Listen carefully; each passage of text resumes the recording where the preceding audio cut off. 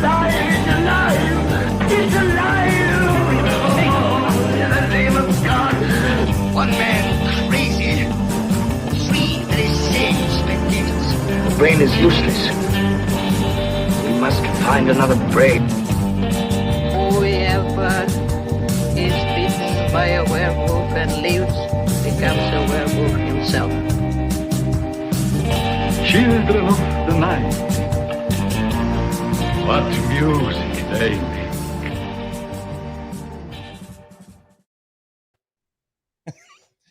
Aloha, beautiful people from the islands of Hawaii.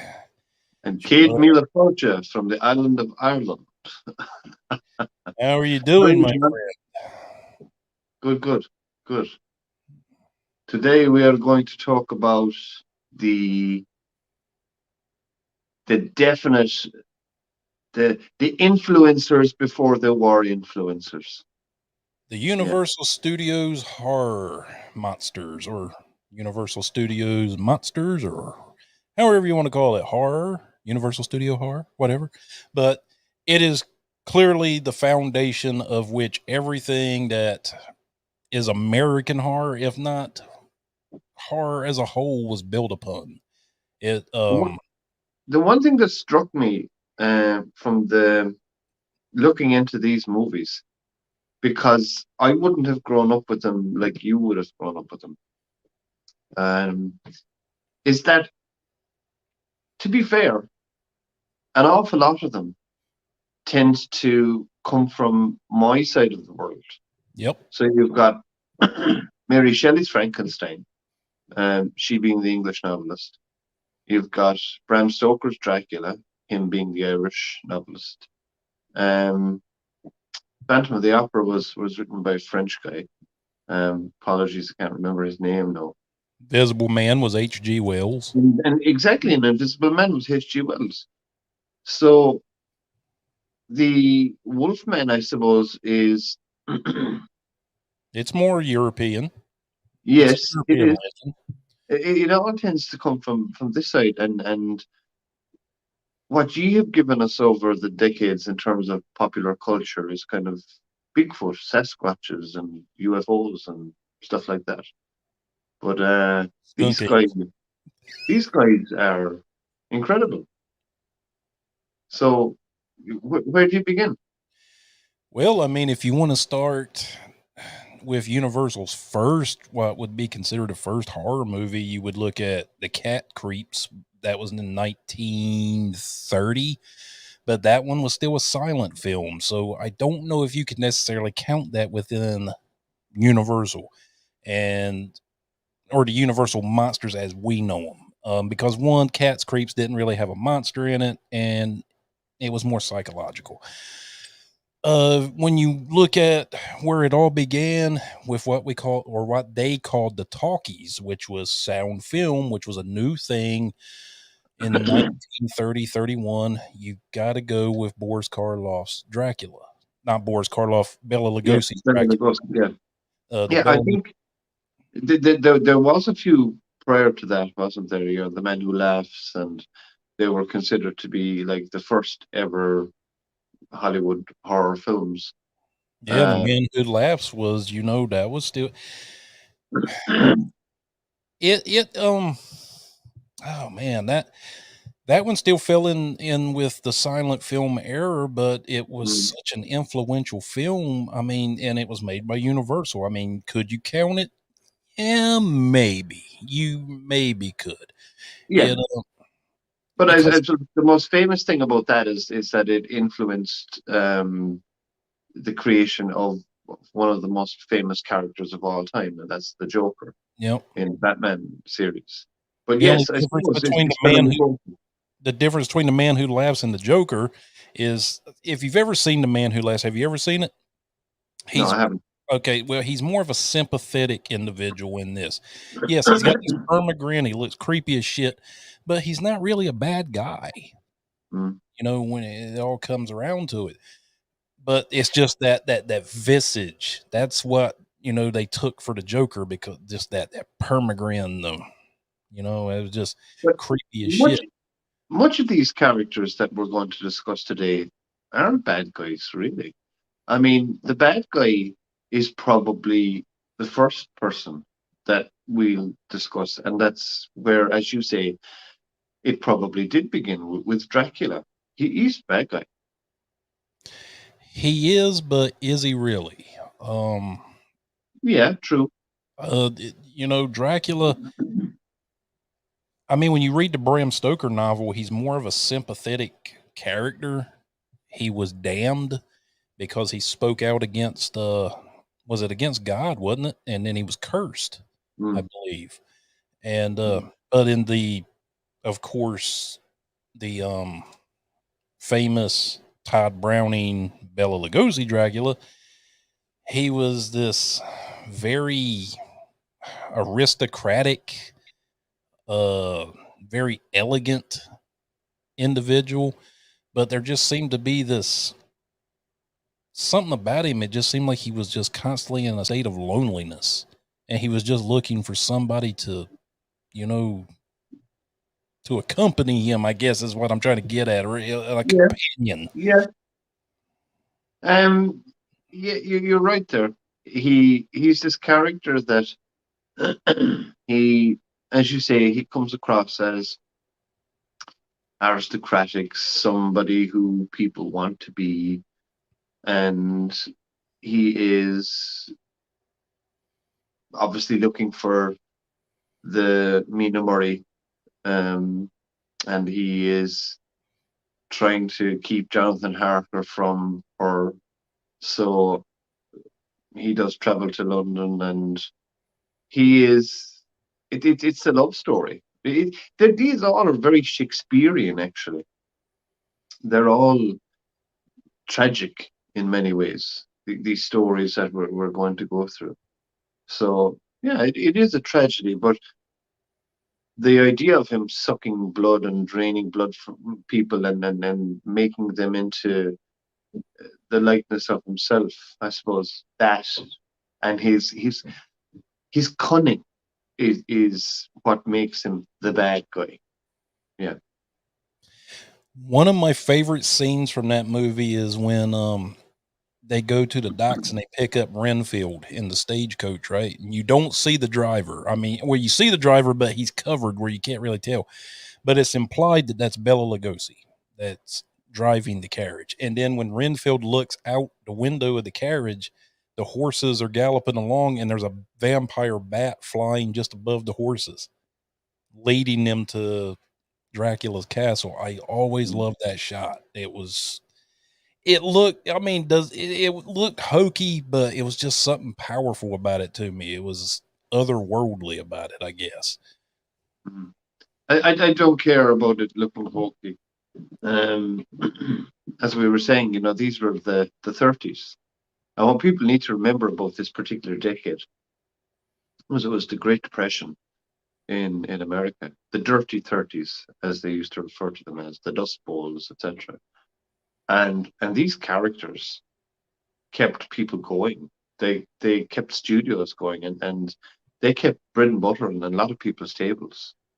And that's going away from horror entirely, and me sounding like an economist was very important. And Dracula's hokiness, if you want to call it that, no one gives a shit. This, like I say, these characters are 100 years later. They're timeless. They are timeless. They're absolutely timeless, and they have inspired so much. Rob Zombie is bringing back the Monsters this year, and the Monsters are a direct influence of Universal horror monsters. It was like a family comedy sitcom based on the Universal monsters. That was exactly all it was.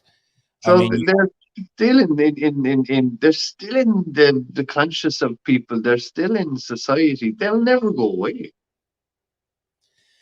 No, and when you go back and you look at Dracula, it was an unfortunate event that caused Bela Lugosi to get that part. The part was originally supposed to go to Lon Chaney Sr., who was basically God in Hollywood at that time when it came to horror movies, when he did 1923's Hunchback of Notre Dame, 1925 Phantom of the Opera, blah, blah, blah. He was known as the man of 1,000 faces. Mm. Pretty much play any role you put him in. He was like the king of silent horror films. And he was picked to play Dracula. Well, he developed throat cancer. And at the time, Bela Lugosi was a stage actor. He was a Hungarian immigrant, came to America, basically working for scraps, like Brandon said, Great Depression. So you can imagine. And he played Dracula a few times in some stage plays, and it caught the eye of Carl Laemmle and Todd Browning and them, and they cast him as the main antagonist of the film, and the rest was history. And he had very little English when he arrived in the shores of America. So it's a great success story, and then in later life, the latter years of his life were quite sad. Yeah, he got placed in a lot of. Ed Wood loved him so much, and I mean it for somebody that had the gravitas, the elegance, and just the just ungodly amounts of acting talent that he had. And I'm not shitting on Ed Wood. Ed Wood made some timeless films, but they weren't good. When you look at Plan 9 from Outer Space, it wasn't good. But at the time, Bela Lugosi was struggling hard, and he didn't manage his money. Let's just say he lived a very extravagant lifestyle. He lived way outside of his means, and it put him in a bad way later in life. I do love Tim Burton's Ed Wood. Yeah, Johnny Yeah. Depp did magnificent in that movie. And Martin Landau as Bela Lugosi was incredible. It was brilliant. And it's, to me, I know when people say, "Oh, what's your favorite Tim Burton film?" and people will automatically say stuff like Batman and Beetlejuice, etc. They're brilliant, but Ed Wood is just something different. Ed Wood is this brilliant film, and as you say, Johnny Depp is fantastic as Ed Wood, and so many others in it. But Johnny Depp and Martin Landau are the most memorable from that movie. They're fantastic. Yeah. Just, I mean, if you've never seen that movie, I would say give it a watch. Just, it's, God knows, the way they shot Plan 9 from Outer Space. I don't even know how the hell they got that movie made. They would just show up in spots and just run up real quick and be like, okay, we're going to shoot it real quick. Well, what's the scene? Oh, just go with it. And you have Bela Lugosi just flailing in the water going, oh, oh, oh. It was real nonsense improv stuff, wasn't it? There's no such thing as a fucking permit or anything. It was just like, get in there, do it, get the fuck out of there, you know?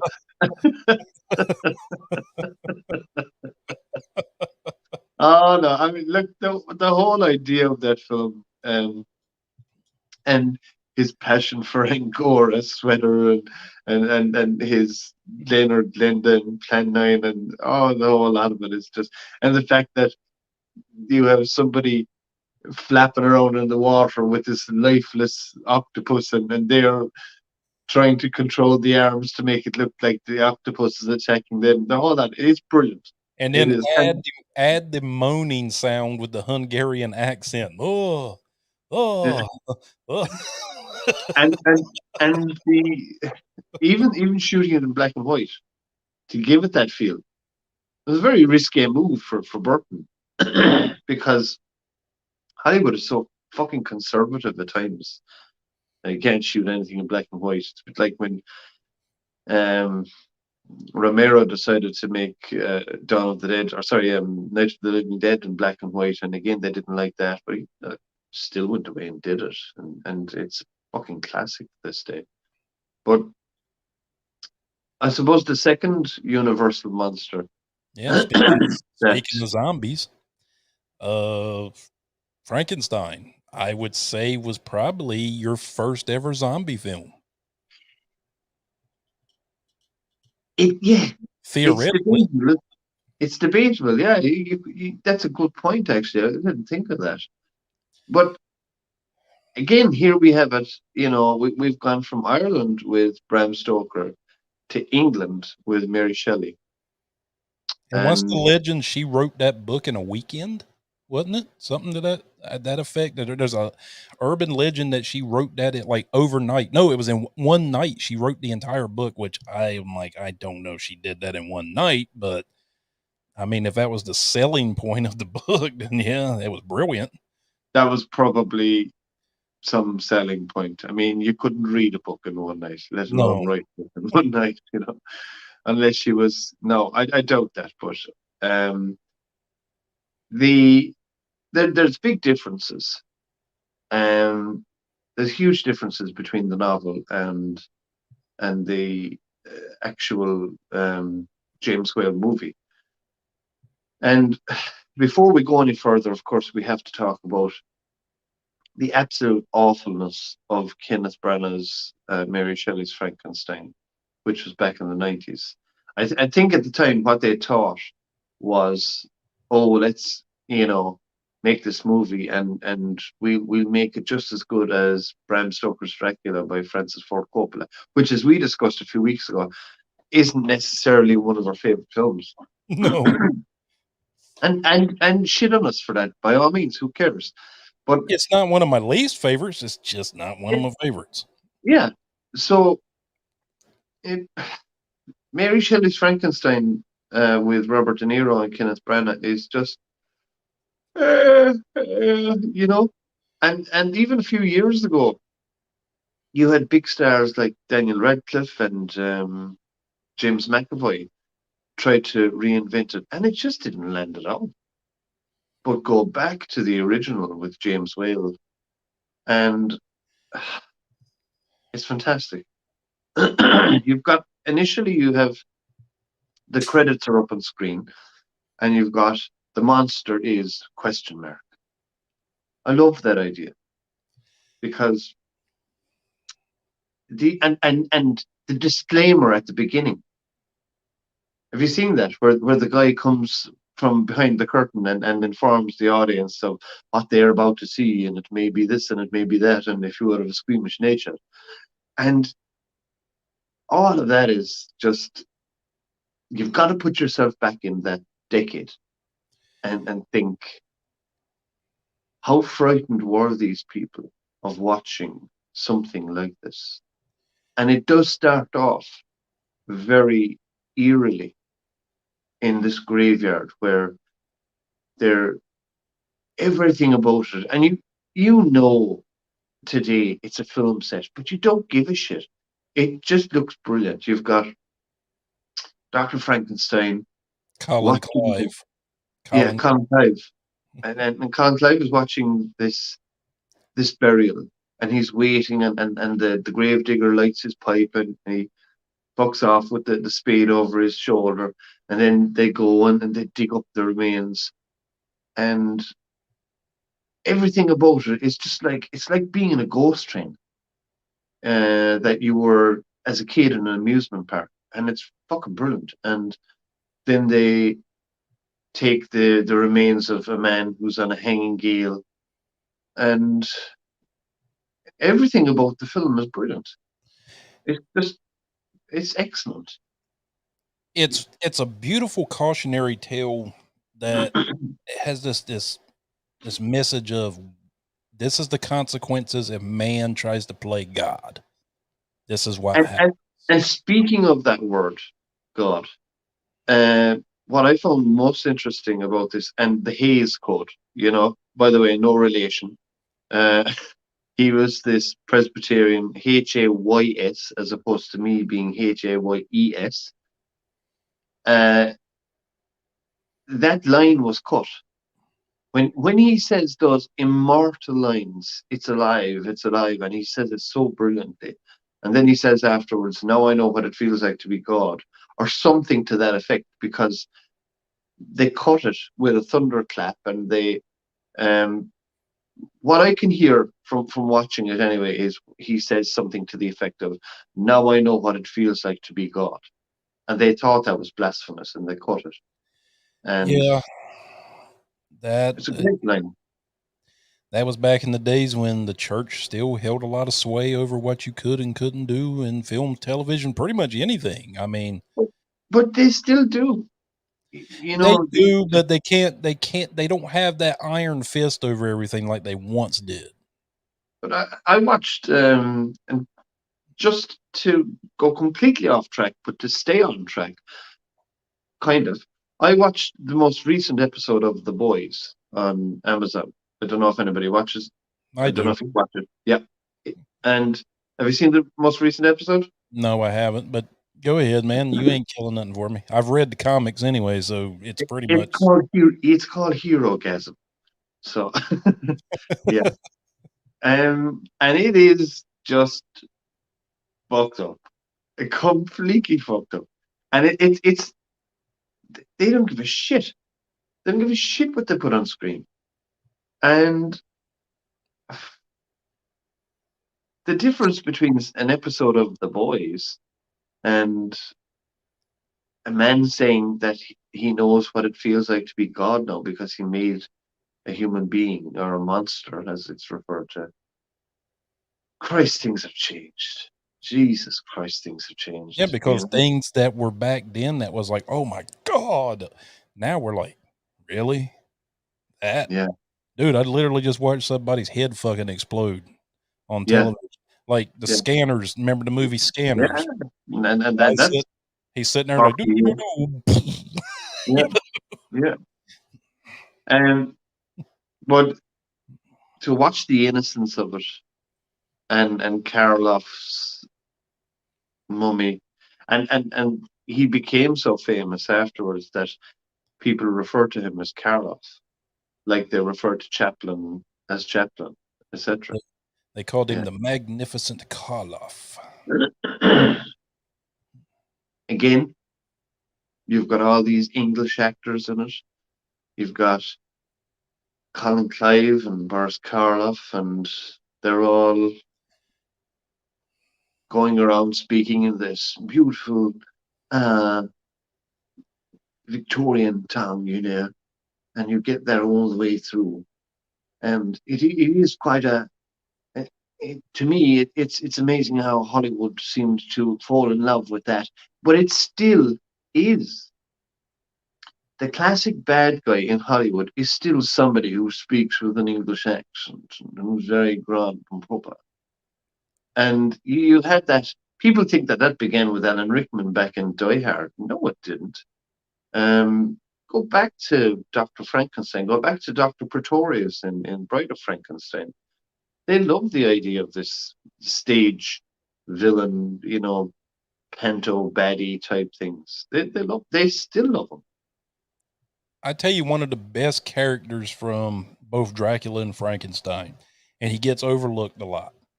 Maybe not so much from Dracula because he's pretty well known, is Dwight Fry, who plays Renfield in Dracula. Mm. To me, in Dracula, Renfield is the creepiest character out of anybody in that film, hands down. But then when he plays Fritz in Frankenstein, the Hunchback, a lot of people say, "Well, that's Igor." No, the first movie was Fritz. But Dwight Fry died at a young age. He was only 44 when he passed. But my God, just those two roles in themselves, the gravitas, the power that he brought to him, and how he, without him, I don't think those movies would have been as great, especially Dracula. Yeah. And thankfully, he had some excellent characters to get his teeth into, The he still he wasn't exactly your perfect slave, if you will. There was stuff he objected to as well at times. So, but he was kind of manipulated by Frankenstein. Um, I I remember watching the scene where he goes in and he gets the brain, and he gets the wrong brain because he started. It Yeah, because brought me back. he It brought me dropped. back to the college days. Yeah, he drops the good one and Yeah. smashes it on the floor, so he grabs the abnormal one. It brought me back to my college days when we were studying anatomy. And for anybody who knows about the brain, they'll know that certain parts of your brain control certain parts of what you do. For example, the back of your brain is the occipital lobe, and that controls things like sight. So if you get a bad bang to the back of your head, you could lose your sight. And you've got the frontal lobe here controls personality. And there's a very famous character that we learned about in college called Phineas Gage, and he had an accident where he was impaled up through his eye with a bar. And afterwards, they say that his personality completely changed to that of a really nasty person. Henry VIII, as well, who had 6 wives and beheaded 2 of them, apparently was a really nice guy. And he fell off a horse and damaged the frontal lobe of his brain.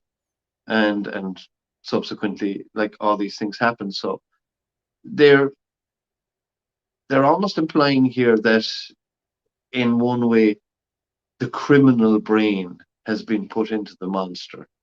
So I suppose scientifically you could argue that the frontal lobe was damaged, although not necessarily, because the monster ends up to be somebody who is intellectually challenged, but who his moral compass is pointed in the right direction. Mm-hmm. And James Whale was an out gay man in Hollywood. He had to at hide the it for a time. long time. Sorry? He had to hide it for years. Yeah, but his character is a societal outcast. And there's a great metaphor about society in that film and in Bride of Frankenstein as well. Because you've got the lynch mobs, and I talked to you a number of weeks ago about René Girard and the scapegoat mechanism that he theorized, where something had to be blamed. And that, who can forget that brilliant scene where, he throws that little child in the water thinking she'll float, and he does it so innocently, Boris Karloff. And later you have her father coming through the village with her in his arms. And it's done very well, because the man is clearly distraught, and of course then they go for the monster, as they call him, and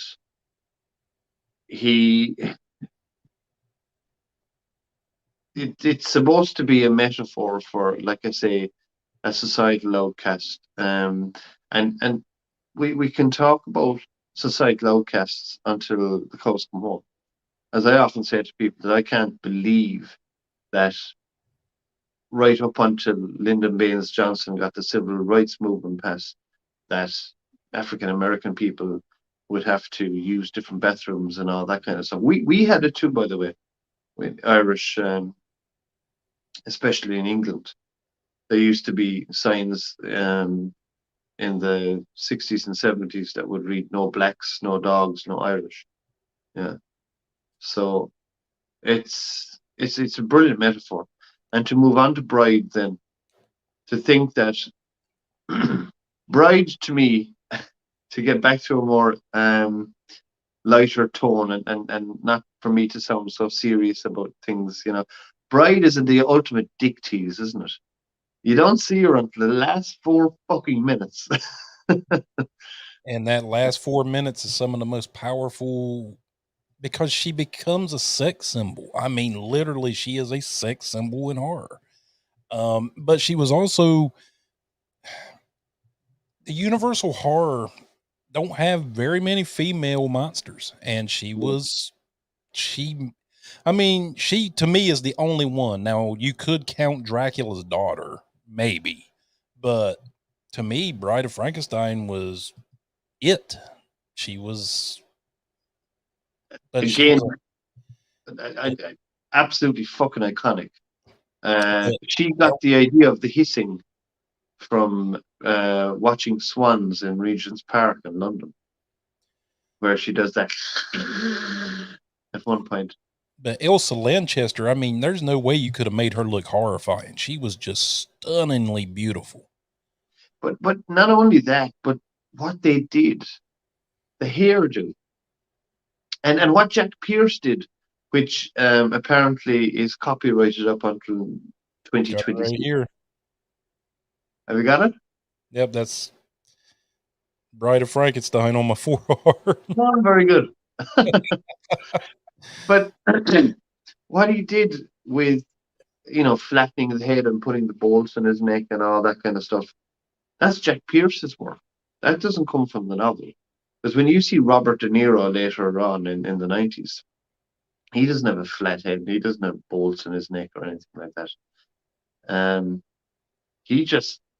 Robert De Niro's character looks like, I don't know what the hell he looks like. And I think that's why people were so disappointed with Kenneth Branagh's Mary Shelley's Frankenstein.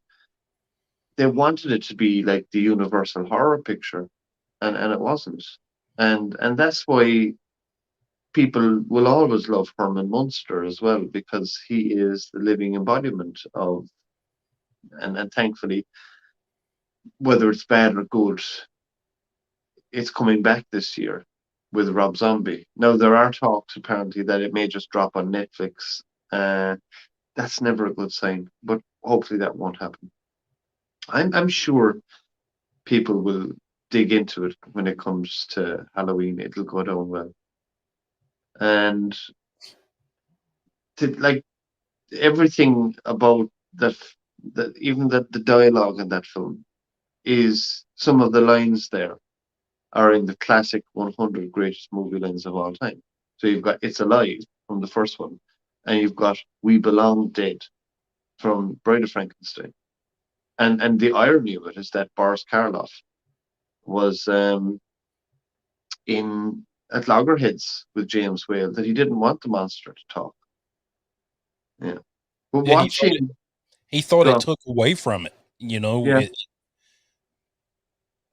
but watching the monster learning to talk with the hermit, yeah. I'm sorry, it's Yeah. fucking hilarious. Say, smoke good, smoke good. And Drink good. I can just see those scenes being memed, you know. All I could think of was fucking Snoop Dogg, right? When your man was going, "Smoke good," you know. Yeah. Apparently Snoop Dogg now has a guy that rolls his joints for him, and he gets paid $8,500 per week. Yeah, and he gets his access to Snoop's own stash as well. By the way, I am not condoning using drugs. Yeah, but Look, if you pay me $8,000 a week, I don't smoke weed either, but I'll roll joints for you for $8,000 a week. Shit, that's all I got to do all day. Shoot. yeah, and I think I might give up my own day job as well to do that. But he must be very good at rolling them. But it is a bit silly in how he learns his vocabulary, but it works out well in the end, because it gives him the ability to vocalize how he feels. And he does that, of course, with the antagonists. And the antagonist is no longer Dr. Frankenstein, it is now Dr. Pretorius. Who's And trying to resurrect the work that Colin Clive's Dr. Frankenstein had done. Because I think Colin Clive was like, I'm stepping away from this. I'm not doing this again. This is done. And Dr. Pretorius is like, no, you are. You're going to do this again. We're going to make this happen. and speaking of Colin Clive, there was a terrible issue on this production with alcoholism. Yep. Which Yeah. eventually killed Colin Clive, unfortunately. But not just Colin Clive, you're the cinematographer as well. The cinematographer would have to be driven to set he would show up, and he was such a good cinematographer that they'd be like, is he pissed drunk? And they'd say, yeah, and they'd say, just put him in front of the fucking camera, or put him behind it. Um, and even I'm sure you'll have heard someone say this to you at some point in your life. They'll say, I drive better when I'm drunk, right? Which is the stupidest thing anyone could say. But people were saying that this guy, I can't think of his name right now, probably performed better when he was drunk with the cinematography. So yeah, Colin Clive and the cinematographer were off their berries and drink half the time. And here's the thing: Colin Clive was 37 years old. Alcohol did him in, and he was a young man. They must have been drinking Tuberculosis in was days. it was complications of tuberculosis in association with alcoholism, is from what I read, was what killed him. Which tuberculosis back then in them days was a death sentence, which it still is today, I'm sure, but it's not as prevalent as it was back then.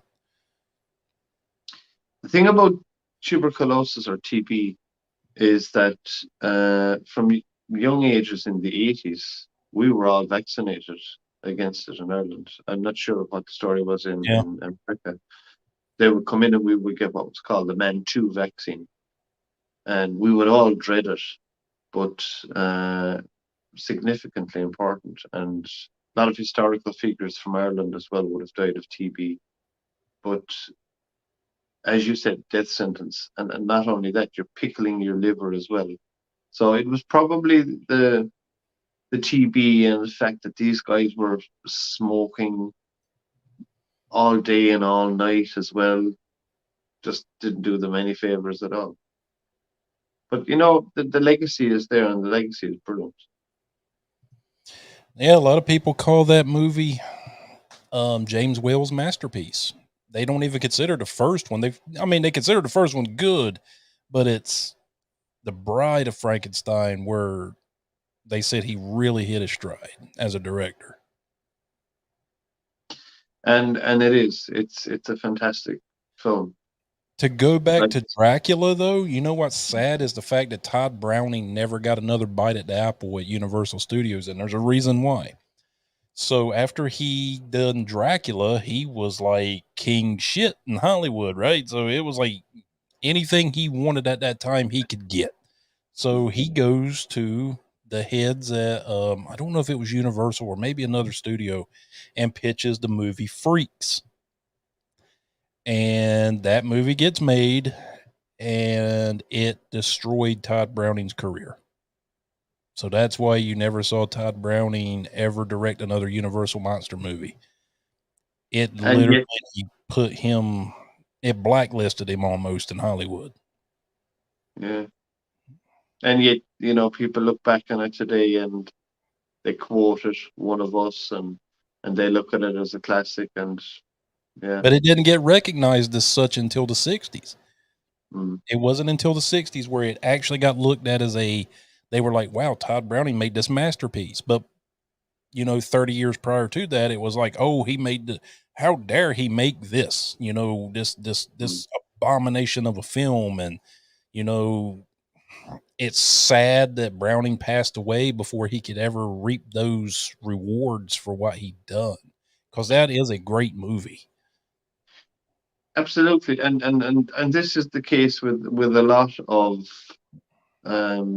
people who have written stuff that has gone on to become posthumously successful.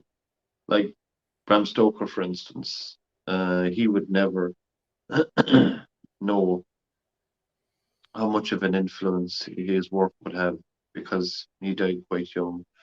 A lot of these people died quite young at the time because, as you say, there was all kinds of things that people just didn't know about. Life expectancy was poor. You had TB. You had the fact that people didn't realize that smoking was bad for your health.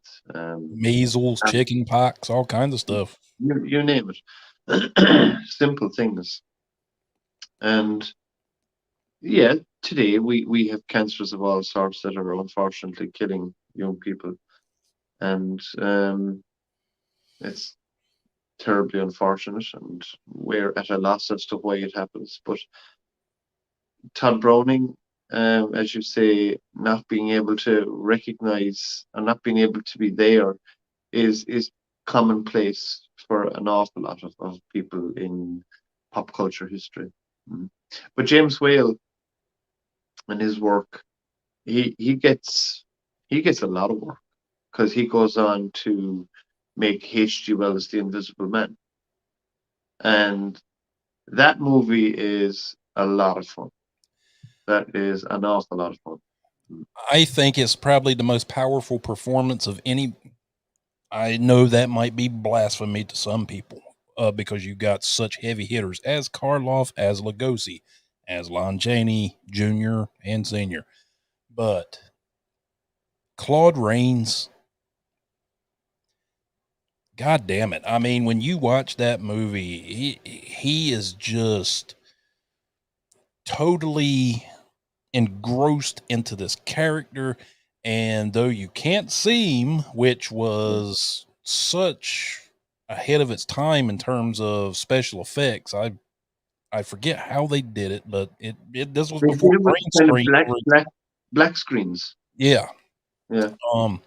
But my God, I mean, he just chewed the scenery for that whole movie. I couldn't stop watching it. And still to this day, when I go back and watch it, I cannot stop watching it.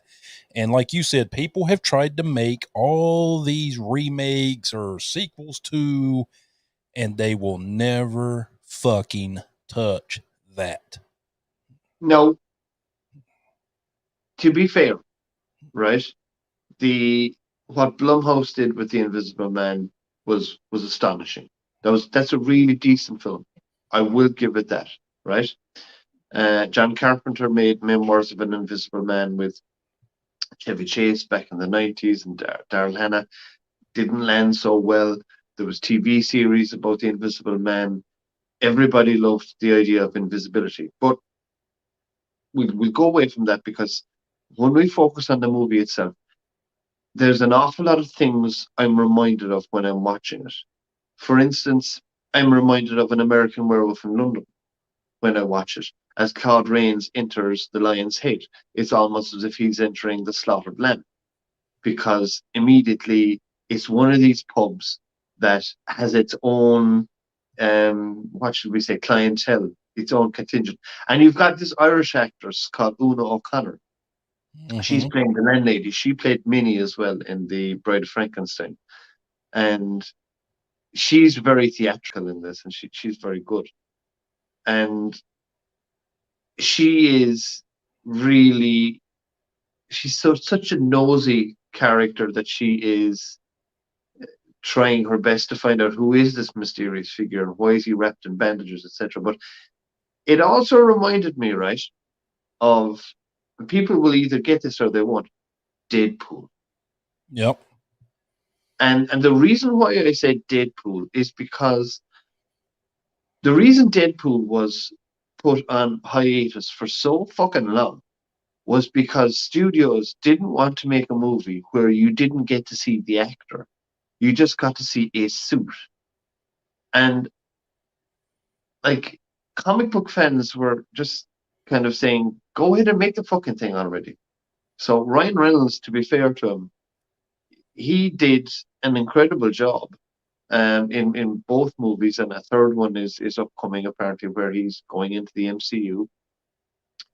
And as you say, Claude Rains, you don't get to see Claude Rains until the very last piece of the movie, and it's just his voice, the trousers running down the street singing "Here We Go Gathering Nuts in May."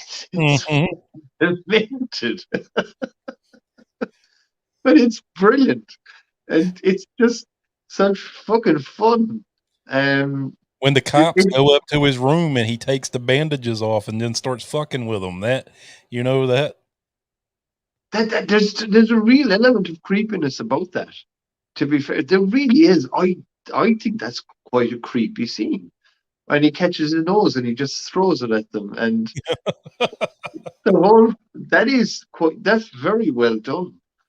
And this shirt and Yeah, I suppose if you're eagle-eyed enough, you'll see a few strings in there. But fuck it, it's brilliant. It's a fantastic film. Um, and the kill count in this is quite big. Simply because he goes real fucking nuts and decides, I'm going to kill a load of people on a train. um, Yeah, because what was it? The formula that he took that made him invisible drove him insane. yeah, was it monocone or something like that? They don't really give much exposition into what he used in order to make himself invisible. So when you first watch the movie, he's kind of, you watch him basically just go more and more down the road into madness. So at the first of the movie, he's just playing kind of like harmless pranks on Mm, people, like the whole pulling the nose off and throwing at them and stuff. And mm, then it slowly progresses into him actually committing murder. yeah. So when you watch it, just watch that. He doesn't start out inherently as this murderous sociopath. He just kind of evolves into it as the movie goes along. And his mischief before that, going into a bank and taking out a drawer of money and throwing it around the street and pushing over a pram at one point. All that kind of stuff is completely petty in comparison to throwing people off cliffs and killing one of his friends at the end by driving their car off of a cliff and all that. And he is, yeah, he goes full fucking wacko sociopath at the end of it. Yeah. So, and it's all very clever in how it's done, and as you said, the effects are brilliant for its time, and the fact that how he's caught is quite simple if you think about it. He's hiding out because he's on the run, and you've got the footprints in the snow, and that's his downfall. And then at the end, you get to see him for what, a minute? Yeah, Yeah, essentially. yeah. Brave, brave, brave move. But it's a bit like Karloff in Frankenstein. You start a movie where nobody knows who the monster is, and they wouldn't have known. And today we have trailers, we have set photos being leaked, we have artwork being leaked for films, so we know far too fucking much before we go and see these films. And some of the trailers give away far too much. And at the time, people were going in and they didn't even know who was even acting in the film. Oh, So and Claude Rains was like Hollywood royalty because his father, Fred, was a film director and an actor during the silent film era, so he was a second generation actor. So he had clout. wouldn't it be great to go back to that? Wouldn't it be great to go back to, and I say this to people quite a lot. Um, for instance, recently I watched, and I keep saying this to people, I watched X by Ty West, and I knew very little about it. And I to me, what I say to people is, I don't know if it's a term or not. I'd say go into it blindly, watch it blindly.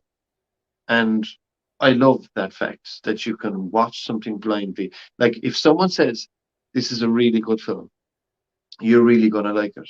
Obviously, some people ain't going to like it, and that's fine. That's entirely up to them.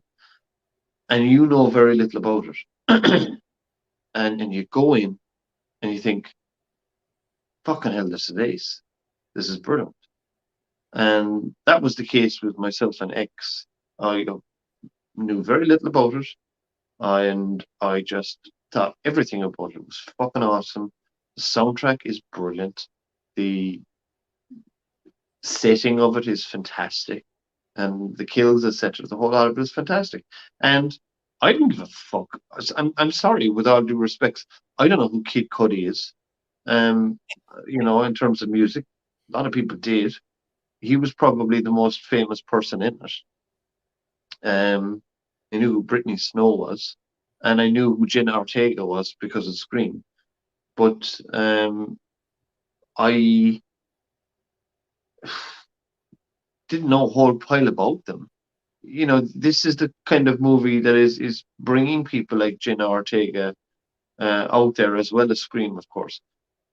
But it didn't matter to me who was in the film, just as long as it was going to be entertaining.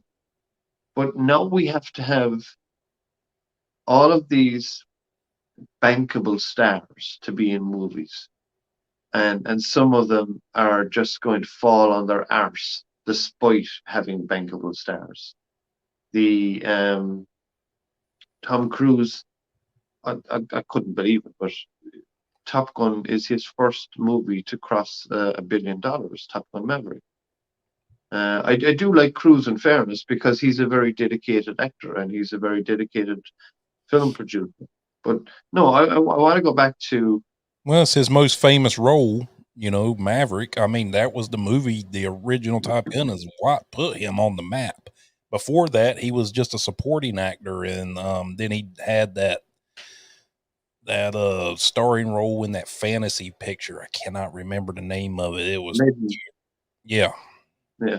So, but I want to go back to just not knowing, and they fucking tease us too much with people are obsessed now about when are we going to get to see the trailer for Halloween Ends, and everyone thought it would come with the Black Phone, and it didn't, and now they're saying it's going to come with Nope, the new Jordan Peele movie. I don't care. Just shut the fuck up about it and wait until October and we watch the fucking movie then.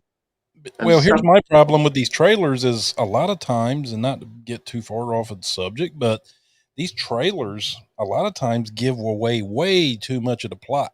They do too much. So, back in the 30s when you were watching these Universal horror movies, you were walking into them blindly. You knew fuck all about them. And that was a great fucking thing. Because not knowing who was playing the monster by having a question mark on it, that's a fucking great idea. And that's something that needs to come back. It really does. Because they're sucking the life and the fun out of films by giving away far too fucking much, because it's journalists, you might say, and fans who are demanding to know who's going to be in it, when is it going to be out, what's the plot, give away this, give away that, and you've even got fan casting now, where people are suggesting that so and so should be playing the latest one, and I can see how it would work, is how Karl Urban would play the new Wolverine. John Krasinski was fan cast as Mr. Fantastic. Fair enough. If that's what the fans want, grand. But, I remember the time when, I think it was Spider-Man, when Tobey Maguire first started playing them, fans lost their shit and they were like, who the fuck is Tobey Maguire? They did the same thing with Michael Keaton and Batman. They were like, "Ooh, Mr. Mom's going to play Batman. What the fuck?" Yeah. So the less people know, the better. Just give filmmakers this artistic reign and don't shit all over their work before they begin it. Yeah. And maybe we might get more fucking influential classics like these Universal movies going forward. So what's next on the list for you? We've covered Bride, and we've covered Frankenstein, and we've covered Dracula and The Invisible Man, and we have. If I had to look at Boris Karloff's probably greatest performance as an actor and really flexing his acting muscles, you would have to say Mummy from 1932. The Mummy, I should say. It's essentially a love story. It really Yeah. is. You have this. And again, he's not a bad guy either. No, he just wants to be. So basically, I think his name was Imhotep. He I'm a was he was a priest, an Egyptian priest, I think, and he had fallen in love with an Egyptian princess who was already, I guess, supposed to be married off to Pharaoh, I believe, or something to that effect. It's been a while since I've seen the movie, and he was actually buried alive. He was wrapped in the traditional mummy wrappings, burial wrappings, and he was sealed up in a sarcophagus alive, and had a curse placed upon him because of his love for this woman who was played by Zeta Johann. And then I guess somewhere like hundreds of years later, these archaeologists come across him and they dig up his grave and they take him into a museum, and the rest, the rest is history. He comes back to life. It's just a tagline for the movie. It comes to life. And the only time you really see him in the bandages is at the first, when he first comes back to life and he's walking around. After that, he kind of regenerates himself somewhat. And And he he wears, really fucking rocks that fez. yeah. That fez looks the business on him. Mm. And he finds Zeta Johann, who hundreds of years later, there's this woman now who looks exactly like the woman that he had fallen in love with, and he takes a liking to her. So he tries to get her, and so he can sacrifice her, so he can have her with him for eternity on the other side and live forever. That's the whole What, basis of the movie. what does it remind you of then? Dracula. Yeah. Yeah. It's kind of the same story, really, isn't it? But yeah, people will say that he's the less sympathetic of all the Universal monsters, and that he is probably more of a villain. Some people will even call the film boring. I think it was a magnificent movie Yeah. because it's one of those things. So not to go too much off off base here, but think about Star Wars, the whole Anakin Skywalker Padme, right? Anakin turned to the dark side, became evil because he didn't want to lose his wife, who he had visions that was going to die in childbirth. The Mummy's kind of the same premise, except it's kind of a reversal thing where he had a forbidden love. It cursed him, and he could not rest until he was with that woman that he loved again, and that's when he could find peace. Does that make him bad? No, but he was so driven by what he needed to essentially have peace that he would go through any ends to see it through, where good or bad. He would go, take whatever means necessary. If it meant killing people, whatever.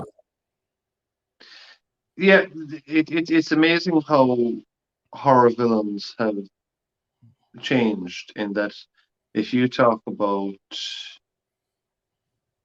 like, one of my favorite horror villains is Michael Myers, and the brilliant thing about Michael Myers is that there's mystery there. You don't know what his motive is at all. Jason Voorhees may have somewhat of a motive, but Michael Myers, you don't know. And these Universal characters, they all had some sort of motive, and it was mostly love. It really was, even the subsequent ones, the creature from the Black Lagoon, it was love. And these other guys are just going around with machetes and butcher knives and just doing whatever the fuck they want. Yeah. But Karloff's, I think the first thing that strikes me when you look at Karloff is his eyes. His eyes are like these. The way they glowed a little bit. You're drawn to them. And they did the Absolutely same drawn. thing with Dracula, with his eyes, the Dracula gaze. They accentuated the eyes and brightened them to make it you focus on them as the audience. But to me, the Karloff's eyes were just even more. Whatever there was about them, they were just. That's the first thing that I'm drawn to when I look at his face. Well, if we go on to another movie, I think we have to, before we talk about Lon Chaney Jr.'s Wolfman, we have to mention this movie because this movie actually preceded the original Wolfman by 6 years, and that is Werewolf of London, which inspired your favorite werewolf movie, American Werewolf in London. This movie was, to be fair, I've never seen it, and shame on me, but it starred Wilfred Glendon, who played the part of Henry Hull, and it doesn't get looked at in the same light as all these other films that we discussed, especially the movie that we're going to discuss here shortly, The Wolfman, which everybody looks at that one as Universal's original, but this was the original. It was Jack Pierce's first attempt at doing werewolf makeup. So when you watch this film, a lot of what the character Henry Hull's werewolf looks like in this film kind of translates over to Lon Chaney Jr.'s Wolfman. So that's why I'm just bringing this up. This was Jack Pierce's first, like, okay, I'm going to make a man into a dog, make him look like a wolf. So he took what he did from this and took it over to the Lon Chaney Jr. film. I still got to see this one. Like I said, shame on me that I haven't, because it's not lost. It isn't shame on you. I haven't seen it either. And for me, it's very hard to see these films. Like, I was lucky enough we have a thing in Ireland called Sky, which is kind of like our cable TV, if that's what you guys call it in America. I was able to get The Invisible Man on demand, and I watched Bride and Frankenstein, etc. online. But I don't, and we had this discussion. I don't have a Blu-ray, I don't have a DVD, I don't have a VCR, I have nothing like that. So I have to rely on everything that's either streaming or digital. So it can be very difficult for us to watch these films. I know you have a collection there and you have a player, etc. But I got rid of those things a long time ago. To be truthfully honest, I have that movie on VHS. I just don't have a VCR to watch it. That's the problem. I was in the post office yesterday, and it would cost me. I was pricing it. It would cost me nearly €70, which is probably nearly $80, to send the VCR to Hawaii to you. Now, if you want, you might be able to get one cheaper online. I have no idea. No. But, if you're willing to send it, I'll give you the $80. Yeah, fair enough. And see, the other thing is, I don't even know whether it works or not. So that's the problem.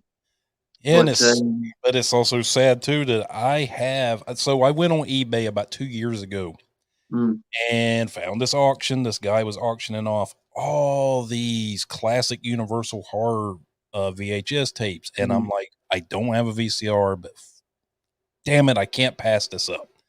So I put a bid on it, and I'm sitting there going, man, this is going to be like $200 or $300, because these are, movies. Some of them are obscure. I'm going to do a video one day. I'm going to break that box out. I'm going to sit here and I'm going to show each one of these movies to you guys so you all can see them. But I ended up winning the whole box for like $100, and I got like 30 movies, and they're all in great shape. Some of them still have the cellophane on them, the actual wrap. Yeah. So I got them for a steal. It's just a shame I can't watch them because VCRs are kind of like cave drawings now. They're just a thing of history. If I can set that up, and I need to get a SCART lead.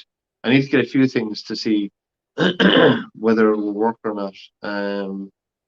Because I don't want to spend all that money and send you something that it isn't going to work and it's going to be completely fucked. No, I don't want to do that yet.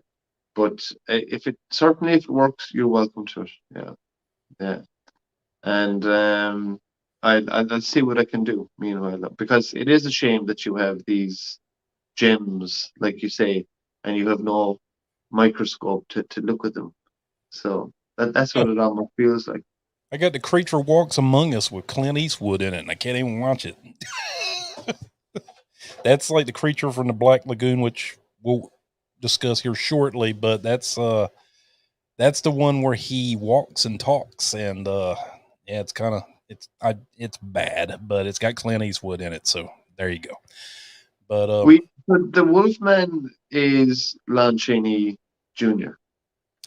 and he, it seems, didn't have a great relationship with his dad at all. No. He didn't have a very good relationship with Jack Pierce either, the makeup artist.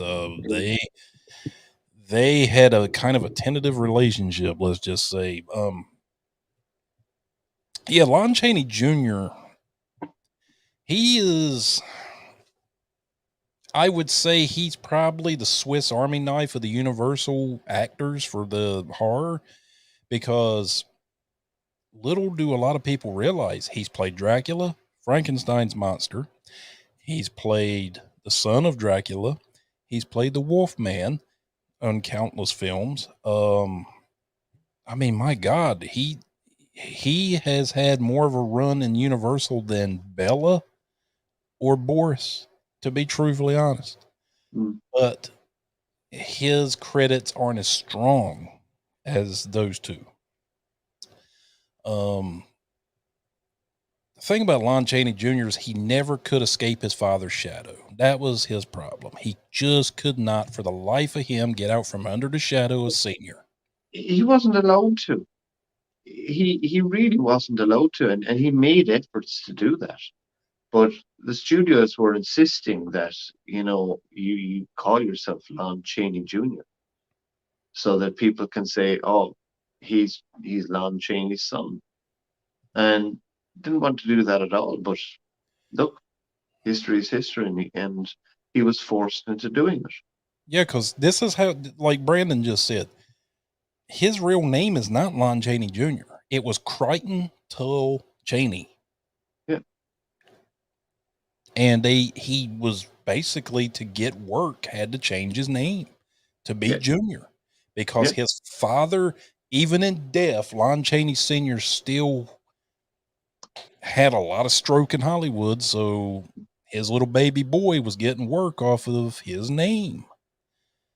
And it was sad, because he never could establish his own identity. I mean, decades later, I would go as far as to say is Lon Chaney Jr., of course, can't, now he doesn't get to reap that and get his roses, as the kids say, but he did surpass his father. I really believe he did. I think he did. I mean, the Wolfman, though we don't get to see it a lot on screen, that movie is not necessarily its strength is not on the back of the monster. The strength of that movie is in the portrayal of Lon Chaney Jr. playing the part of Larry Talbot. He's just this super nice guy who is, the son of basically like an aristocrat, played by Claude Rains, very, got a lot of influence in his country and in Wales. So and he's in love with a woman, and he just happens to stumble upon this group of gypsies, or I think it was a group of gypsies, but he was bitten by a werewolf, trying to save somebody. And There's brilliant. There's a wonderful, I won't say creepiness, but there's this kind of authenticity there when you see those gypsies in the movie. There's gypsies have been portrayed in past Universal movies as well. For instance, there's that scene where the gypsies are in Bride of Frankenstein, and it's a bit of a silly scene where the wife tells the husband that they think they should move on because the monster might appear, and the husband says, no, the monster isn't going to appear. Next thing, all of a sudden, he just appears and attacks the family. Yeah, well, he tries to take their food, although he gets a bit freaked out by the fire. But there's a brilliant theatrical feel to the whole earrings and the bandoleros and all that kind of stuff. yeah, Maria Espinkaya. And when y'all watch the intro to this episode, if you listen closely past the music, you'll hear her famous line where she says, "Man bitten by the wolf becomes the werewolf himself." It was a curse. Even that, even to have those wonderful accents in it, they're fantastic. The movie, to me, what was so great about it, it was the sets. It was the atmosphere. Those sets, like you thought you were literally in a forest, and it was a creepy forest. You had trees and everything just looked dead and gnarled, and you had the fog on the ground. And this was on sound stages. This was not on no location. This was not shot out in the woods. This was sound stages, and they did this. And then, but as I said earlier, it's a stage, but you don't care, because I've often been to the theater and loved it so much because it feels so real. And it is so real being there performed in front of you. So when you do watch things like Frankenstein and all these other ones, it's a set, but you don't care because the set looks fucking awesome with, as you say, the trees, the forest, the smoke, the fog, all that kind of stuff. You need that. And then him in the actual werewolf makeup. I would say if you add it up all the time in this movie, a lot of people go into it and they get disappointed because they want to see more of the Wolfman. My son was very disappointed when he watched it because he was like, "There's barely any Wolfman in it." It's true. There's probably maybe 5 good minutes of Lon Chaney Jr. in the makeup. The rest of the movie is you were feeling for Larry because he's going through this whole ordeal of, he knows he's a monster and he can't be with the woman he loves. He can't be with his family. He's been cursed. And it's, do I kill myself, or I need somebody else to take me out, or whatever. But yeah, when you get to that one scene where you see him you watch his feet, the shot of at first before you actually see him in the full makeup is you see his feet. He's stalking through the woods, or the soundstage woods, but he's stalking. And then when he comes up to that tree branch and he looks over, that was the shit right there for me. That right there, that scene right there was like, I'm clearly a horror nerd now. Yeah. This is my we do love that, and Spielberg did that an awful lot as well, because he was obviously inspired by these movies. The hint and reveal. Like when you see the monster in Frankenstein for the first time, he doesn't walk into the room. He walks backwards, and then he turns around and you see him. And even lighting in some of these characters where the light kind of shines upon them and reveals them for who they are. All of that kind of stuff is that's what movies are all about. Hinting and revealing, blocking, whatever term you want to use it. It's fantastic. And I know we do see a decent amount of John Landis's werewolf in an American Werewolf in London, but still No, on the same token, it doesn't dominate the movie. no, he did it sparingly, just like George Wagner did with this film. I mean, Yeah. and the thing was, it wasn't that they didn't want more Wolfman. I'm sure they did, but you got to imagine 1931, not 31, 41, where today, yes, it does take probably 5 or 6 hours to do that kind of makeup. But back then, I mean, Jack Pierce, this wasn't an easy process back then. This was, we were in the infancy of special effects makeup. We were still figuring it out.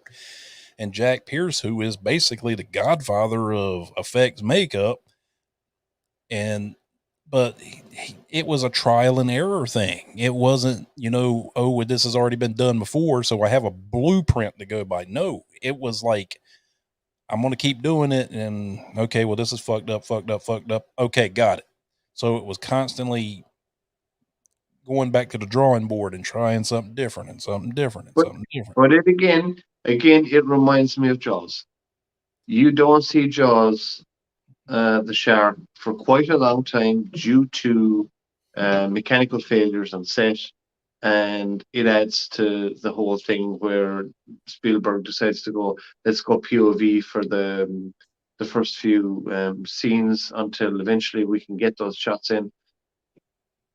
Our minds work very fucking funny, because when we get too much of something, sometimes it fucking spoils it and we don't want it. I'm fucking guilty of it. I have sat down here and had Netflix on or Disney Plus or whatever the case may be, and have spent 2 hours looking for a film to watch and then fucked off to bed without watching any film because I've had too much. And less is more. Yep. Less is fucking more. So with all these films, less is more.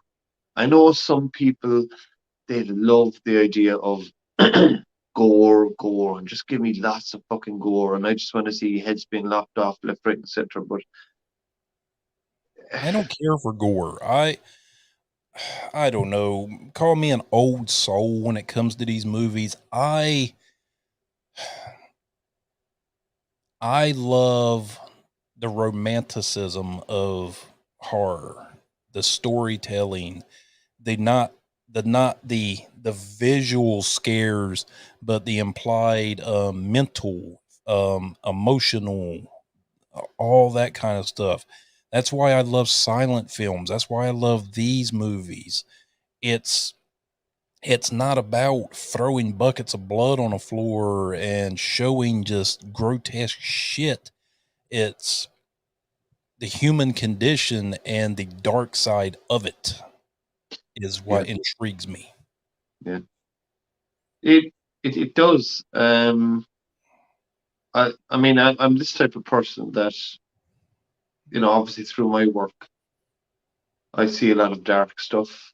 I hear about a lot of dark stuff, and I, obviously can't go into too much, but I divorce myself then from media, because I know that media makes reality so salacious, and it does, believe you me, because I have worked on cases that have, subsequently been in the media, and they've made these people out to be like universal monsters.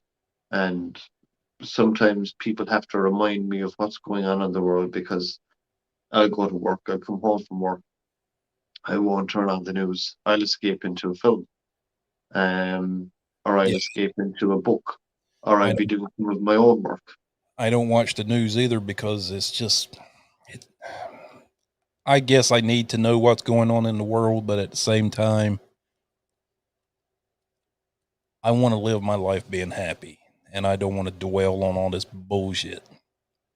Yeah, and you know, through my work, I do see a lot of unhappy stuff, and like I said, some of it makes the media, and I don't want to read about it, because journalism today, there's an awful lot of journalism which is just so salacious and fucking lazy that I really don't want to feed into it, and I don't want to side with anybody either.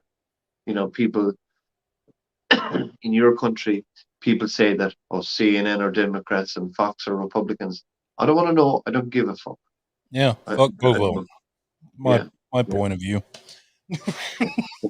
So because I it's used to, as a ex soldier, mm, I had to work for both sides of that, and I can tell you from experience, not because I hate politics, but I can tell you from experience, both sides are full of shit. There you go. yeah. There's the long and short of it for you. We won't get into the religion and politics debate, um, but it is great to have these pictures to just, like I say, escape into, and as you say, the whole romanticism of them. The there's something deeply, deeply special about them. Yeah. You know what I So thought? You know what I always found so truly sad about the original Wolfman?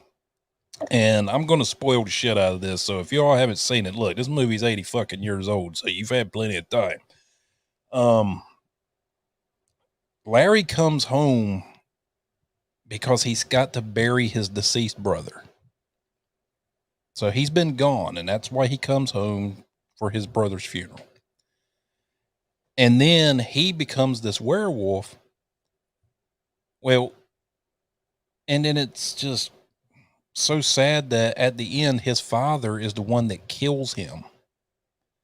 So at the end of the film, his father has lost not one, but both of his sons. yeah, and again, you know, I mentioned earlier that a lot of these movies remind me of Shakespeare. They're very tragic, and that's again what they're playing on here. They're tugging on the heartstrings of audiences. They're not just frightening them, but they're making them cry as well. One of my favorite lines in that movie is, even a man who is pure in heart and says his prayers at night may become a wolf when the wolf's banes blooms in the bright, or the moon, when the moon is bright. I fucked that all up. I almost got it. The we spoke about the remake a number of weeks back, and it's just insane to think that I love that story that Rick Baker tells, you know, that he lobbied to be involved in that movie, um, and that he was called into the production manager's office and asked, why the fuck are you buying all this hair? And you know, he said, because if we don't have all this hair, and he covers up the word wolf, you know, he said, that's what you're going to have, the man. Um, it's just incredible. Like they wanted to call it, and apparently, by the way, there is talks of a remake in the works of the Wolfman, another one. Now, Yay. how it's gonna work, I don't know, but the whole dark universe that Universal tried to recreate, uh, it it's incredible that it just fell on its arse. Like, you had one of the most bankable stars with Tom Cruise doing The Mummy, and fell on its arse. It was setting up Russell Crowe to be Dr. Jekyll and Mr. Hyde, and no, like, it's a shame it didn't work out. and the Wolfman and the whole lot. It's simply because these guys couldn't get their shit together, and they were more worried about fucking, as I say, calling makeup effects artists into their offices and giving out about spending money on what was actually needed to make the picture. They were And also, to me, these are not difficult movies to make. Well, the blueprint is there. George Wagner, James Whale, Todd Browning. Jesus Christ. Just look at what they did and just modernize it. yeah, Why you got to change everything? Why you got to add these bells and whistles and all this other bullshit?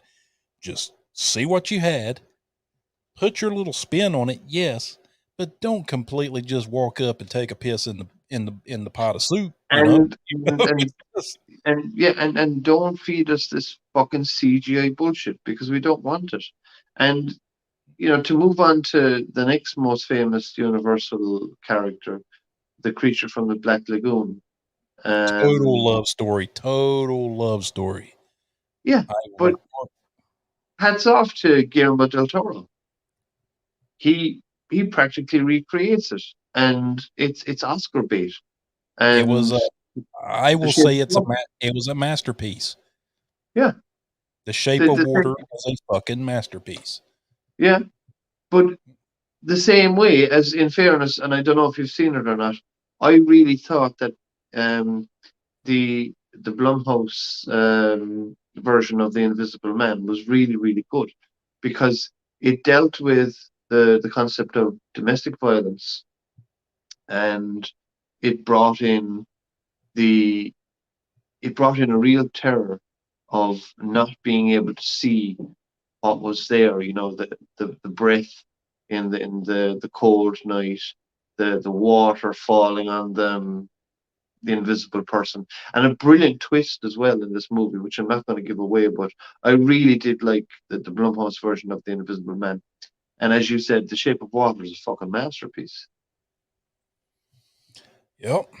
And when we look at, and here's the thing, Riku Browning, who played the Gill Man in the original Creature from the Black Lagoon, out of all these legendary actors that played all these legendary monsters, he's still alive.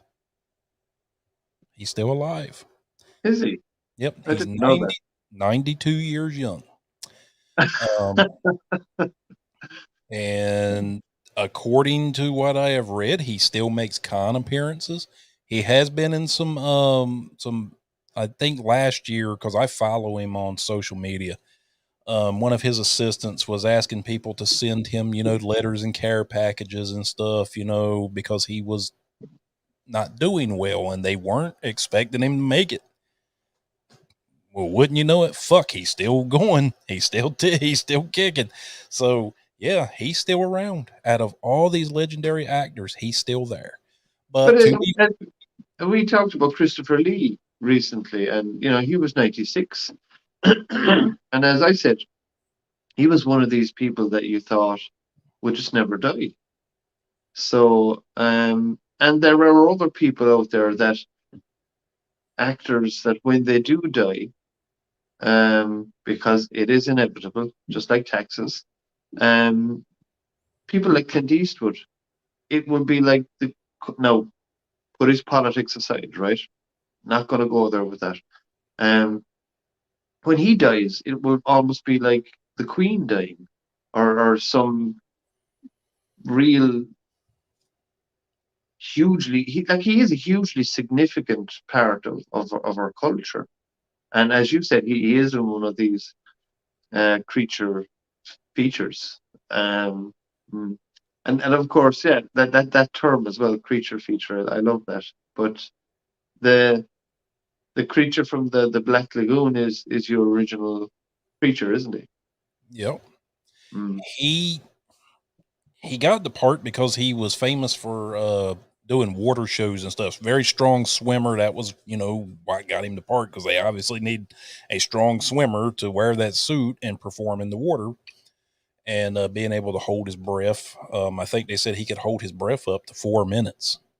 without air. So, but just the subtle things that he did in the suit, like doing the fish, when you take a fish out of water, you watch their mouth open and close, like they're gasping for air. When you watch that movie, just look for that. He just does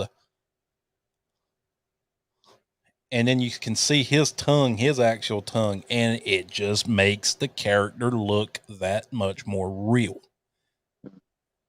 And this is an untrained actor who just got the part for being a swimmer that could hold his breath for a long time, and he improvised just those little things. And if you look at what they did with Doug Jones in Guillermo del Toro's movie, they didn't really rely on revamping the character, if you will. It was I don't know. I mean, it's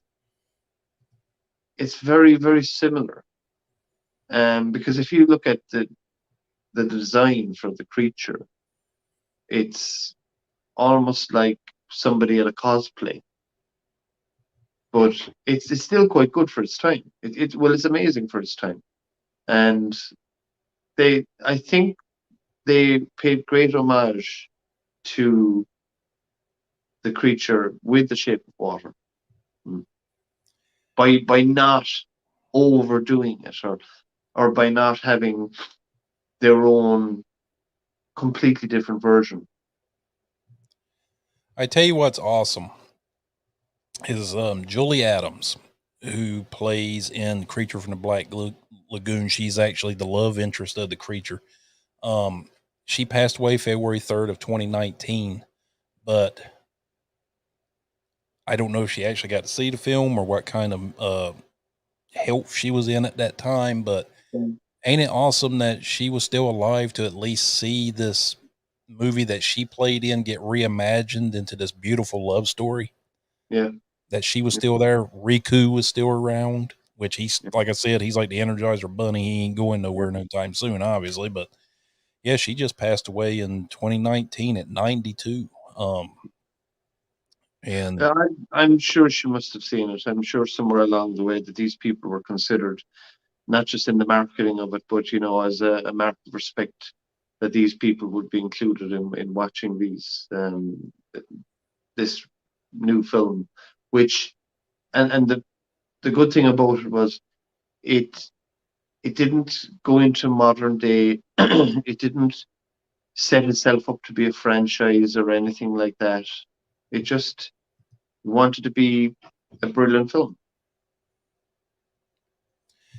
now I just came across. Now imagine if they were to have went back in the day and been able to have done this movie in color. Not that I want them to, because obviously it in black and white is what makes these movies iconic. But I'm going to share this real quick because I just came across. I could not get over just how fantastic this suit looked in color. And see, but look at that. Just the subtle details. They know that they're shooting this in black and white, but just all the subtle details that they put into that. Yeah. Yeah, that's fucking awesome. Yeah, that really is good. I just seeing the idea of it looks like some kind of man trout. Yep. So there's definitely freshwater fish feel from looking at it. Yeah. The anomaly of nature. He's Yeah. like the only one of the universal monsters that really didn't have an explanation of where he come from, what made him, or anything. He just showed up. And the other thing as well about this film that wasn't particularly easy to do was underwater shots. And they're very well done. Just for their time, to see this beautiful woman swimming in the water, And he's swimming facing her. Yeah, you're seeing his POV, and It's this romantic shot of her swimming above him and he's turned facing her. So it's almost like two lovers facing each other, but she's unaware of him being there.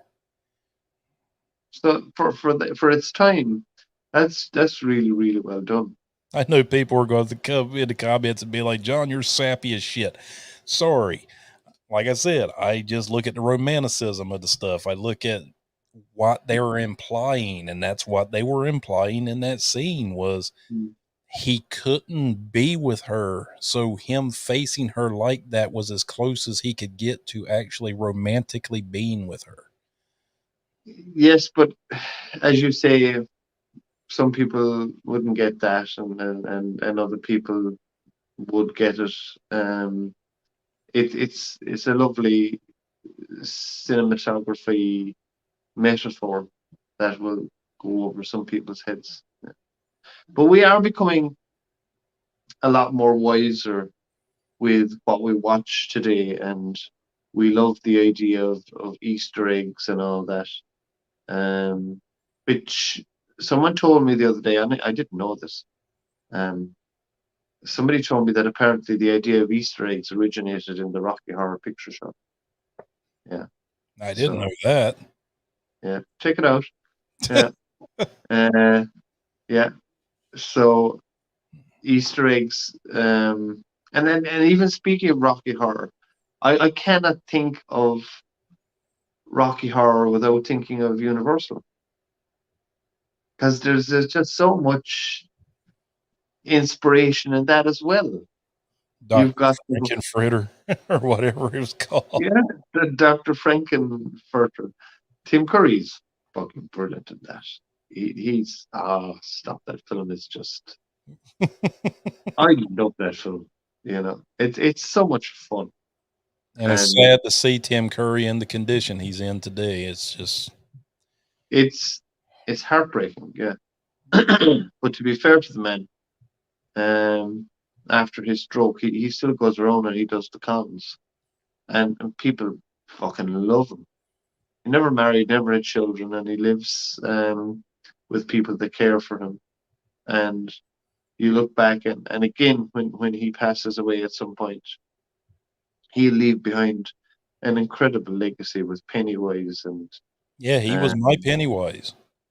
Yeah, and Dr. Frankenfurter, and of course the devil in Legend, and so many other things as well. You know, the shitty hotel clerk from Home Alone 2. But I cannot think of Rocky Horror without thinking of Universal as well. The Phantom of the Opera. The color one or the Lon Chaney Sr. one? The Lon Chaney Sr. one. When people think about, like, if you Google who wrote The Phantom of the Opera, Google will tell you Andrew Lloyd Webber, right? Because today it's all about the musical, and it's not about the horror with Lon Chaney Sr., and it's not about the remake as well. It's all about the music of the night and Andrew Lloyd Webber, and there is great songs in the musical, but people forget about its origins. Yeah. The iconic scene of when that girl pulls the mask off of Lon Chaney Sr. and he does that, which was in our introduction for this. It's that. Yeah, that's still a very scary face. There's no fucking doubt about it. That is still a very scary face today. I don't give a fuck what anyone says. And guys, I don't know if you all, if you're a true horror fan, you know this, but when I said earlier that they called Lon Chaney Sr. the man of 1,000 faces, there's a reason why. Yeah. His makeup was done by him. He did all his own makeup effects. They said that he would take like wire coat hangers and break them into pieces and put them in certain places and put like whatever over top of them. And he would just fix himself up. Like Hunchback of Notre Dame, that was him. The Phantom of the Opera, that was him. He was but his but own makeup guy.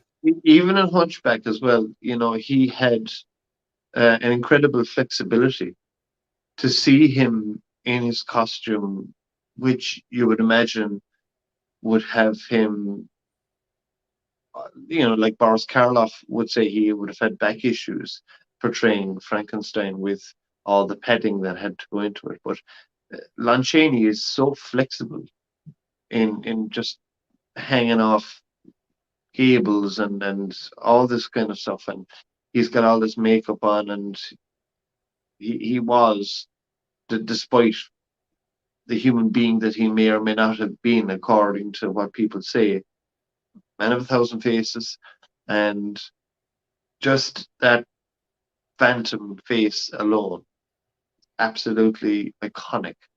It really is. And again, what's it all about? Love. Yeah, well, the Phantom of the Opera was actually a novel by Gaston Leroux. So this was another horror film based off of a literary work by a French novelist. So Mm. there you go. So Yeah, we we covered. got it all over my side here in Europe. You Yanks don't have nothing on us, only UFOs and Sasquatches. Hey, we had Anne Rice. We got Bram Stoker, right? I'll raise you, Bram Stoker, bitch. Yeah. Touche, sir. Touche. But yeah, it's this societal outcast, this person who is, and it's actually incredibly relevant to today's society. When I watch TV and I see ads for fucking Lancome and Laboratoire Garnier and all this shit, and I'm sorry if I offend people here. When I see the fucking Kardashians, I just want to throw up, because I'm always reminded of, there was a very famous um, Baz Luhrmann thing in the 90s called Everybody Should Wear Sunscreen. I don't know if anybody remembers that who's watching this, but there's one line in that. There's so many great inspirational lines in it, but there's one line in particular, and it says, "Do not read beauty magazines. They will only make you feel ugly." And that's what this is all about. You've got this horribly disfigured person who has to put a mask on his face because this is what normal faces look like. This is me, by the way, without my sunglasses now, and I can see fuck all right now. And it's all about, we should have a normal nose, and we should have normal cheekbones and normal eyes, etc.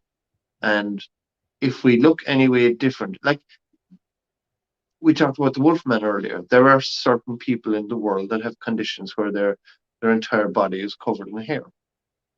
And if they're in any way different at all, conservative mainstream world that we live in fucking shuns them. So all of these creatures, it goes back to all these characters, rather, not creatures, but all of these characters are just societal outcasts. That's what they are.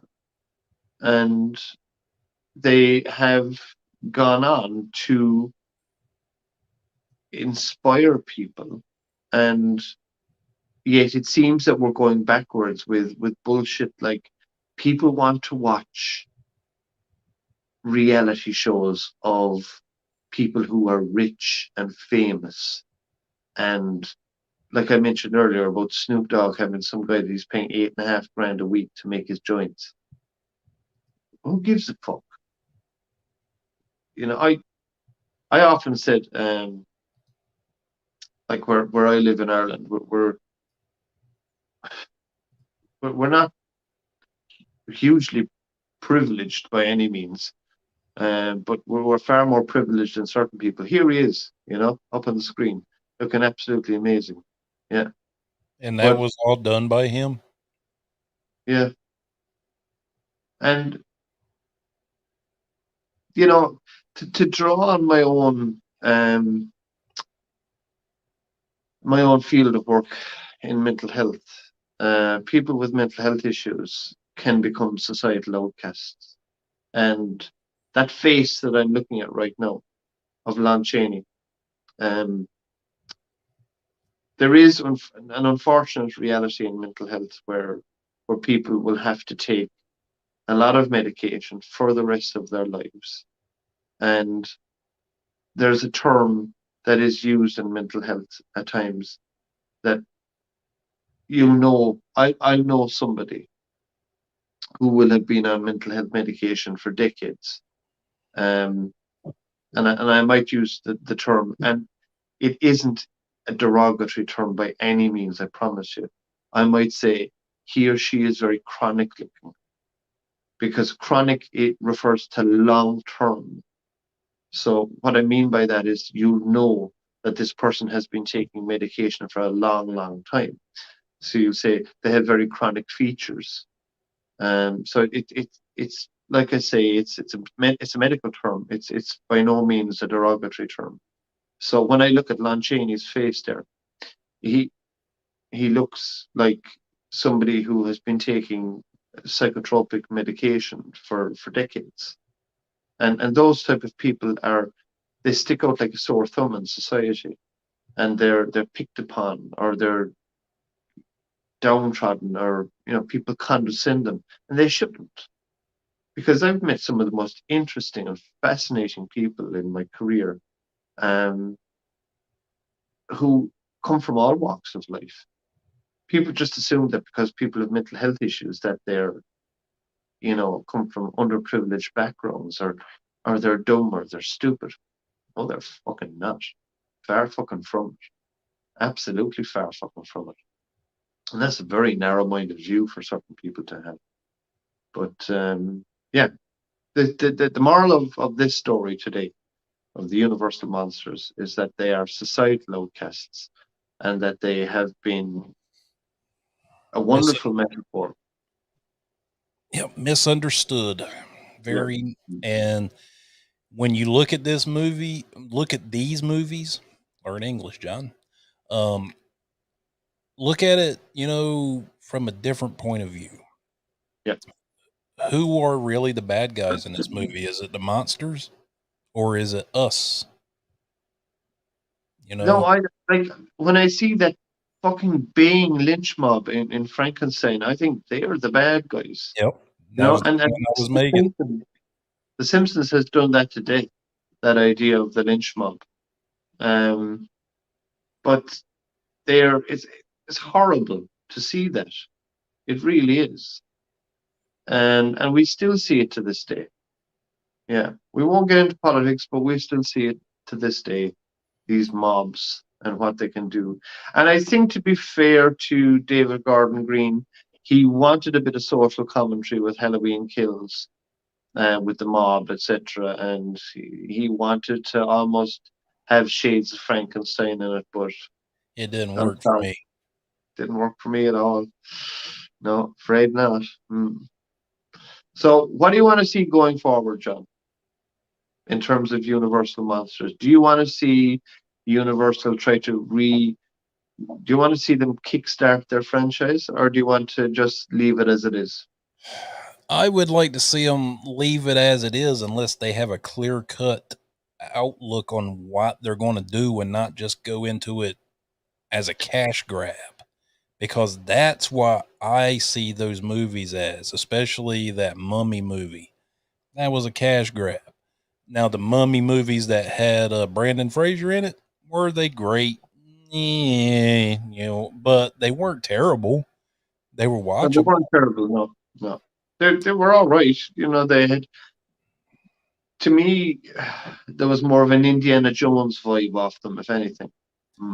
Now, this new one, yeah, I mean, I had no problem with them actually taking the character and flipping the whole gender on it and making her female. Had no problem with that. And it wasn't the actors and or actresses that I had a problem with. The problem I had with was the story was shit. And it was executed poorly. Yeah. And you had some incredible talent, and yet the whole thing fell on its arse. Yeah, you got one of the greatest and maybe I'm putting him too high up on a pedestal, but to be fair, Tom Cruise is one of the greatest actors of the last probably 50 years. Tom Cruise is, to me, I'm a big Tom Cruise fan. I love his work. I love the Mission Impossible franchise big time, apart from one or two. Loved Top Gun Maverick, Rain Man. I could go on. I think, in fairness, he's a hugely dedicated actor. He's one And of the most influential actors in Hollywood. He's right up there with Clark Gable and all those big hitters. I mean, the Humphrey Bogarts, all of them. I mean, he's yeah. there. He's that pantheon. So it's astonishing to think that they try to remake The Mummy and they have one of the most, not just bankable stars in Hollywood, but they have one of the most hardworking stars in Hollywood. Because there was a lot of stunts in that where Tom Cruise, as you know, puts his own work into it. And yet the whole thing, as I say, just dies a death. Yeah, because he did the remake for War of the Worlds, and I love that movie because it stayed true to what was in the 50s. It didn't try to add glitter and shit to it to make it more gaudy, you know? But you had Spielberg involved in that too, also. Yeah. Yeah. And he So stuck not only, true to what it was. yeah, you had two legends of Hollywood there. You had Spielberg and you had Cruise, and they made a great film. They really did. Yeah, they So didn't try to put a bunch of bells and whistles on it. That's my biggest problem. Now, as far as Universal going forward, I would like to see them actually be. This is not just for Universal. This is for all across the board. Stop taking what was already established and just redoing it and redoing it and redoing it. Use your own imaginations and creativity and create original stuff. Put your stamp on something. Stop taking and just adding to and lessening the legacy of something for the, you know, which is to me the cardinal sin of it all. But I just want to see people be creative again, create original stuff, and give us new things to experience, and not just the same old. Oh well, I'm too lazy, so I'm just going to take this shit over here that was already made, and I'm just going to redo it again. That's my problem. but here we are. The beginning of July is only a day or two away, and we have October is literally on our doorsteps, and October is going to be flush with all things horror. It is the month of Halloween and horror, and it's all eyes are going to be on Rob Zombie's Monsters, and of course Halloween ends, and but for me, I'm going to be very interested to see how the Monsters will work out, and I do really and truthfully wish it well I do because too. I do because you've got these wonderful characters in it, and a bit like Universal working with the same people for so many decades. Rob Zombie does the same thing. He works with a lot of the same people. People kind of shit on him for that. Give the guy a break, you know. He's supposed to be this uber fan, but there are rumors and inklings there that quite possible he may sell it off to some streaming service, and that's never a good thing. Um, I saw that this new Man from Toronto with Woody Harrelson and Kevin Hart was sold off to Netflix, and it got something like 23% on Rotten Tomatoes. So it's not a good sign. I hope that doesn't happen Yeah, because because I hold Monsters in very high regard because I grew up watching it when it was in syndication. You know, I was watching well, reruns of it as a kid. I grew up watching probably the Monsters Today, you know, the other version. Not the and I probably would have seen some of the black and white stuff as well. So um,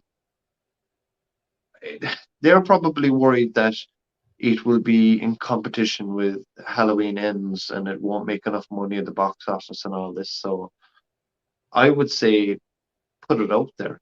Yeah, roll the Um, dice. Roll the fucking dice. roll the fucking dice and give families something to watch in terms of all things horror, because it has inspired. Have you ever heard of the Groovy Ghoulies? Yeah. All of these Universal monsters have inspired the Groovy Ghoulies, Scooby Doo, um, the monsters, you name it. And there are going to be millions, hundreds of millions of costume parties all over the world in October, where people will be dressed as the Bride of Frankenstein, Frankenstein's monster, you name it. So it's still going to have that influential effect all those decades later. Yeah. So on that note, shall we give a little bit of a shout out to what we're planning on next week? Yeah, we're going to do a little film. I don't know. Maybe you heard of it. Had Jack Nicholson in it. The Shining by Stanley Kubrick. The movie that Stephen King hates for whatever reason. But, I'm not going to hurt you. I'm just going to bash your brains in. I fucking love that film. Yeah, all work so, and no play makes Jack a dull boy. oh, yes. Yeah. There is so much to be talked about in that film. And then I look forward to it next week. And next week will be my final show for just taking a little bit of a hiatus, because I am going to California on the 11th. And I'll be back soon after that. And I'm sure we'll have plenty more to discuss. Yeah, you're going to be going to make a movie. I sure am. I sure am. Yeah. And I'm just hoping that this long journey from Ireland to North California doesn't wear me out, and that I get plenty of sleep on the plane, because it's a long way from. I have no idea how long it would take me to get to Hawaii, but it's certainly a long way from here to North California. No, you would go 11 the hours. opposite direction. Ireland, you'd probably stop in Japan, maybe. No, you'd probably stop way before Japan. I don't know. Somewhere along the way.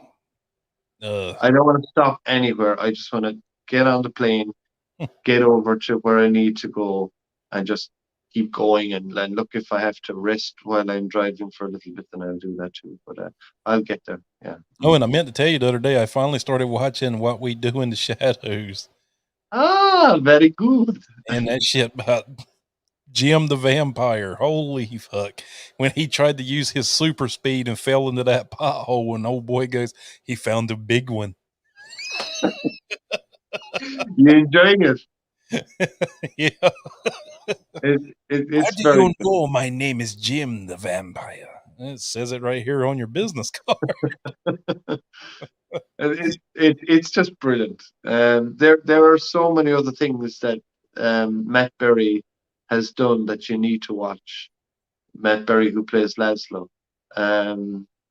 He There's a eats the thing. French fry. The one guy eats the French fry and his stomach can't take it anymore, so he's throwing blood up in the alleyway.